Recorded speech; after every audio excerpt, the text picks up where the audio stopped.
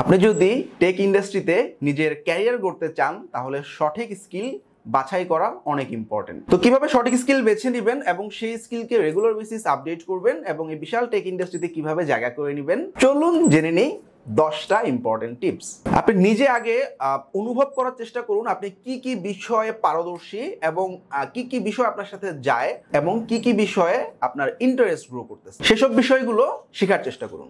যে বিষয়গুলো আপনার ক্যারিয়ার বা নিশের সাথে যায় না সেই জিনিসগুলো শেখা সময় নষ্ট এবং অবশ্যই আমাদের এটা পরিহার করা উচিত। সো ধরুন আপনি ডিজিটাল মার্কেটিং এ ক্যারিয়ার করতে চাচ্ছেন, তাহলে খুব স্বাভাবিকভাবে আপনি digital marketing, lead generation, SEO এইসব বিষয়ে কাজ শেখার আপনার একটা আগ্রহ তৈরি হবে। কিন্তু আপনি জাভা দিয়ে যদি প্রোগ্রাম লেখার চেষ্টা করেন, এটা কিন্তু আপনার স্কিলের সাথে যায় না এবং আপনার মূল্যবান সময় নষ্ট হবে, আর সেটা শেখা হলেও সেটা আপনার কখনো কাজে লাগছে না। নাম্বার 2 হচ্ছে আপনি অন্যের সাফল্য দেখে অনুপ্রাণিত হয়ে অথবা অন্যের কথায় নিজের নিশ ছেড়ে অন্য কোনো নিশে অবশ্যই শিফট হবেন না। তবে নিজের যদি ব্যবসা থাকে সেক্ষেত্রে আপনি সবগুলো নিশ বা সেক্টর সম্পর্কে আইডিয়া রাখতে পারেন, এক্ষেত্রে আপনার এমপ্লয়ীদেরকে ম্যানেজ করা সহজ হবে।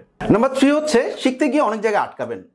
অনেক মানুষকে জিজ্ঞাসা করুন, প্রয়োজনে একাধিক মানুষকে প্রশ্ন করুন, কোনো না কোনো সোর্স থেকে আপনি অবশ্যই উত্তর পাবেন। অনলাইনে অনেক বিষয়ে এক্সপার্ট আছে, তাদেরকে জিজ্ঞাসা করুন।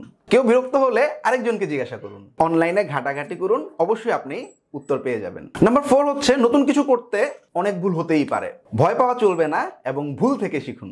আপনি যদি ভুল না করেন অবশ্যই আপনি অন্যান্যদের থেকে পিছিয়ে থাকবেন। নাম্বার 5 হচ্ছে প্রতিদিন আপনার স্কিলকে আপগ্রেড করুন। আপনার সেক্টর বা নিশের নতুন কিছু শিখুন, নতুন টেকনোলজি নিয়ে জানুন। এক্ষেত্রে আপনি টুইটার বা লিঙ্কডইনের অনেক গ্রুপ আছে, সে সমস্ত গ্রুপে জয়েন থেকে নতুন টেকনোলজি বা নতুন আপগ্রেডগুলো সম্পর্কে জেনে নিতে পারেন। যদি সম্ভব হয় মানুষকে শেখানোর চেষ্টা করুন, অথবা ইউটিউবে নিজের একটা চ্যানেল তৈরি করে বা সোশ্যাল মিডিয়াতে আপনার জানা জিনিসগুলো শেয়ার করুন। মনে রাখবেন অন্যকে শেখাতে গিয়ে নিজের সবচেয়ে বেশি শেখা হয়। নাম্বার 6 হচ্ছে আপনার যখন এনাফ স্কিল ডেভেলপমেন্ট হয়ে যাবে তখন আপনি কিছু প্রজেক্ট করার চেষ্টা করুন। অবশ্যই সেটা হতে হবে বাস্তবধর্মী, অর্থাৎ এতদিন ধরে আপনি যা শিখলেন সেই বিষয়ে কিছু কমপ্লিট প্রজেক্ট করার চেষ্টা করুন। প্রজেক্টগুলো একাধারে আপনার স্কিল বৃদ্ধি করতে সাহায্য করবে এবং আপনার পোর্টফোলিওকে স্ট্রং করবে। নাম্বার 7 হচ্ছে আপনি আসলে কিভাবে প্রজেক্টগুলো কমপ্লিট করবেন এবং পোর্টফোলিও তৈরি করবেন।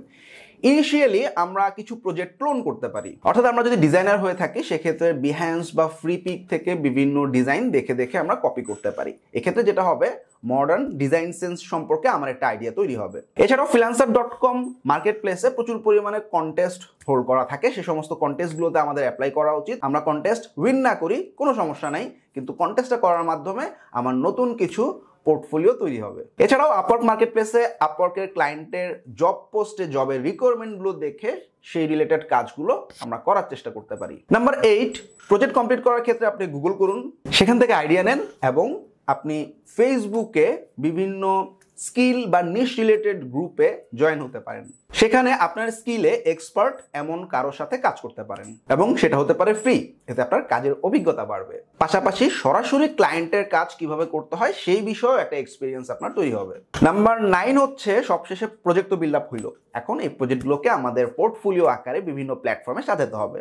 সো পোর্টফোলিও সাজানোর জন্য সাধারণত বিহ্যান্স, ড্রিবল, ফ্লিকার, পিক্সপা এরকম অনেক প্ল্যাটফর্ম রয়েছে। এই প্ল্যাটফর্মগুলোতে আমাদের পোর্টফোলিওগুলো খুব সুন্দরভাবে আপলোড করে রাখতে হবে যাতে আমরা ক্লায়েন্টকে দেখাতে পারি। সেটা হতে পারে লোকাল জব, রিমোট জব অথবা ফ্রিল্যান্স মার্কেট প্লেস। নাম্বার 10 হচ্ছে নিজের স্কিল এবং দক্ষতার উপর সুন্দর একটা রিজিউমি তৈরি করুন। এক্ষেত্রে আপনি resume.io, রিজিউমি বিল্ড কিংবা লিঙ্কডইনে প্রোফাইল সাজিয়েও রিজিউমি ডাউনলোড করে রাখতে পারেন।